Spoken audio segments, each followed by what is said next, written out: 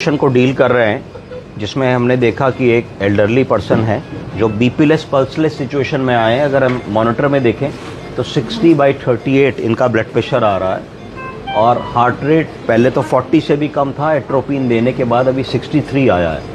Oxygen BiPAP के ऊपर 95 है। तो इस सिचुएशन में हमें क्या देखना है? Elderly person admitted in emergency, blood pressure is very very low, pulse is very very less, body is cold. ये विंटर्स में कॉमन प्रेजेंटेशन होता है एल्डरली पर्सन्स का। तो अब इसमें हमारा सबसे ज़रूरी काम है कि हम इनको हेमोडायनेमिकली स्टेबल करें और इनके बीपी को हैंडल करें। तो बीपी को हैंडल करने के लिए हमने इसमें 2 दवाओं का प्रयोग किया है। एक, दोनों को वैज़ोप्रेसर्स कहते हैं। एक हम लोगों ने नॉर एड्रेनालिन लगाया है इनको और दूसरा वैज़ोप्रेसिन लगाया है। तो दोनों ड्रग्स को हम लोगों ने फुल डोज में बनाया। फुल डोज में कैसे बनाते हैं? अगर इंजेक्शन नॉर एड्रेनालिन की बात करें तो 2 एम्पुल नॉर एड्रेनालिन को 45 सीसी नॉर्मल सलाइन पे हम लोग ले लेते हैं, तो उसको डबल स्ट्रेंथ कह देते हैं। तो डबल स्ट्रेंथ करके हमने उसको 6 ml 8 ml पर आवर से शुरू किया। तो वैज़ो कॉन्स्ट्रिक्शन होने लगा, जो ब्लड वेसल है वो पिचकने लगी। जब पिचकेगी तो उसके अंदर जो द्रव्य का वॉल्यूम है, फ्लूइड का वॉल्यूम है, वो एक्सपैंड करेगा। एक गिलास पानी को अगर आप एक ड्रम में डाल दें तो लेवल कम हो जाएगा, एक गिलास पानी को एक कैपिलरी में डाल दें तो लेवल बढ़ जाएगा। तो वैज़ो प्रेसर्स जो हैं ये ब्लड वेसल को सुकोड़ देते हैं तो उसका जो सर्कमफ्रेंशियल एरिया है कम होता है, तो ब्लड प्रेशर एकदम से बढ़ जाता है। तो इससे ब्रेन में ब्लड और ऑक्सीजन जाता रहता है, तो हाइपोक्सिया नहीं होता, सीजर्स नहीं आते, SpO2 मेंटेन हो जाता है। देखा हम लोगों ने कि SpO2 90 के ऊपर आ रहा है, तो हम थोड़े से कंफर्टेबल पोजीशन में आ गए। दूसरी चीज़ हमने देखी कि ब्रेडिकार्डिया हो रहा है। ब्रेडिकार्डिया क्यों हो रहा है? ब्रेडिकार्डिया इसलिए हो रहा है क्योंकि हमने इनका EBG किया तो हमने देखा इनका pH कम हो रहा है। इनका pH 7 के आसपास है, तो सीवियर एसिडोसिस हो रही है। एसिडोसिस 2 प्रकार की हो सकती है, एक रेस्पिरेटरी और एक मेटाबॉलिक। अगर रेस्पिरेटरी एसिडोसिस होगी तो जो pH कम हुआ है वो एसोसिएटेड होगा बढ़ी हुई कार्बन डाइऑक्साइड से, PCO2 बढ़ जाएगा, या घटी हुई ऑक्सीजन से PO2 कम हो जाएगा। तो इसको हम कह देंगे रेस्पिरेटरी एसिडोसिस। पर इस केस में अगर हम देखें तो रेस्पिरेटरी एसिडोसिस बहुत ज़्यादा क्लियर नहीं हो रही है। PO2 जरूर थोड़ा सा कम है क्योंकि क्राइसिस सिचुएशन में आए थे।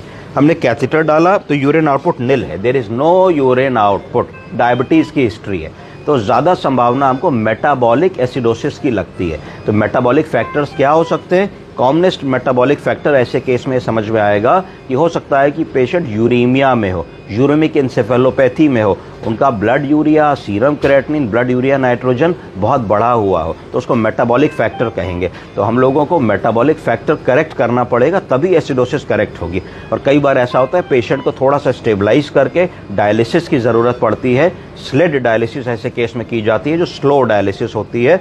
या हायर सेंटर्स में जहाँ उपलब्ध है वहाँ CRRT भी करते हैं, जिसको कंटिन्यूअस रीनल रिप्लेसमेंट थेरेपी कहते हैं, जिससे कि हमारी एसिडोसिस कवर हो। इनिशियली जब भी पेशेंट आएगा तो पहले घंटे में उनको फ्लूइड देने की कोशिश करेंगे। फ्लूइड में भी इशू है। अभी हमने इनका 2D इको करा तो देखा कि इजेक्शन फ्रैक्शन लेस देन 30% है। तो इजेक्शन फ्रैक्शन लेस देन 30% का मतलब ये है कि इनमें डायलेटेड कार्डियोमायोपैथी है, CHF हो जाएगा तुरंत। तो अगर आप इनको फ्लूइड दोगे तो एक दुधारू तलवार की तरीके से, डबल एजेड स्वॉर्ड, की हो सकता है कि बीपी बढ़े क्योंकि वॉल्यूम डेप्लेशन होगा तो आराम मिलेगा इनको, पर दूसरी तरफ हो सकता है कि 200 ml फ्लूइड से एकदम से LVF होने लगे और इनकी सांस फूलने लगे, फिर इनको आपको इंटुबेट करना पड़े, पिंक फ्रॉथी स्पूटम होने लगेगा, रेस्पिरेटरी रेट बढ़ जाएगा।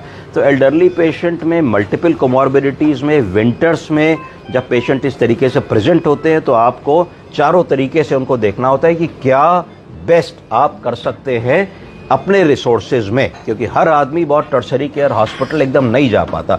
तो हम लोगों को उनको हेमोडायनेमिकली स्टेबल करने की कोशिश करनी है, जो हमने वैज़ोप्रेसर से किया। हम लोगों को उनको रेस्पिरेटरी सपोर्ट देना है, जो इंटुबेट ना करके इनिशियली हमने बाईपैप से इनको दिया।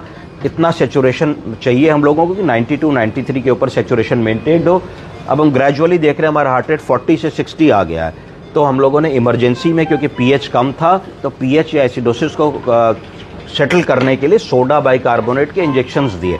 सोडा बाइकार्बोनेट नॉन इंटुबेटेड पेशेंट्स में बहुत विग्रसली नहीं देना चाहिए, विद कॉशन देना चाहिए। बहुत बार ऐसा होता है कि आपने सडनली एसिडोसिस करेक्ट की और पेशेंट को अरेस्ट हो गया, तो ग्रेजुअली हमको देना होता।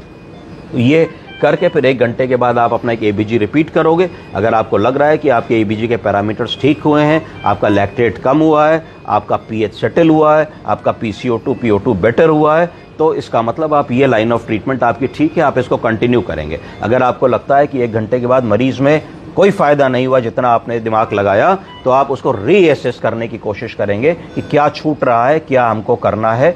और अगर आप में से कोई अल्ट्रासाउंड मशीन आप लोगों के पास होती है तो देखने के लिए कि पेशेंट हाइड्रेटेड है कि डिहाइड्रेटेड है, उसका आईवीसी चेक कर लेंगे। तो आईवीसी जो लोग देखना जानते हैं कैसे देखा जाता है, अगली क्लास में आपको बताएंगे। तो उससे आपको ये भी समझ में आएगा कि कहीं ओवरलोड में आप फ्लूइड देके मरीज का और नुकसान तो नहीं करने वाले। फिर ऐसी सिचुएशन में कई बार जैसे अभी हम लोग को दिक्कत हुई, पेरिफेरल लाइन लगाने में दिक्कत हुई, पर स्टाफ की मदद से पेरिफेरल लाइन लग गई, तो ये भी एक इम्पॉर्टेंट फैक्टर होता है क्योंकि सारी वेसल्स कोलैप्स्ड है, ब्लड प्रेशर 60 है।